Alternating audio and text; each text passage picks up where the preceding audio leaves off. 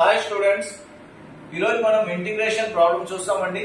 1/1 minus sin x into dx. ఇది చాలా simple గా చేయొచ్చండి. 1 మైనస్ sin x వస్తే రేషనలైజ్ చేయాలండి. ఇక్కడ 1/1 మైనస్ sin x, ఇక్కడ వచ్చేసి 1 మైనస్ ఉంది కాబట్టి ఇక్కడ 1 plus sin x by 1 plus sin x చేయాలండి. ఓకేనా? 1 ఇంటూ 1 ప్లస్ sin x ఏమవుతుందండి? 1 ప్లస్ sin x అవుతుంది.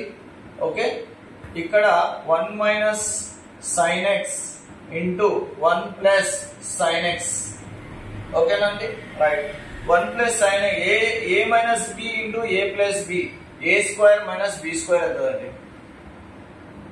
Okay, integration of 1 plus sin x divided by 1 square minus sin square x dx.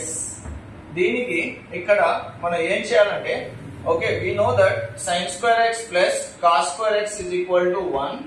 Okay, sin square x, if we are sending like that, cos square x is equal to 1 minus sin square x అవుతుందండి. ఈ place లో cos square x substitute చేయాలి.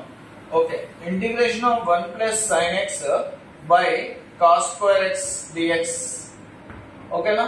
దీంట్లో మనం next okay a plus b by c, a by c, okay, dx plus integration of b by c cos square x dx.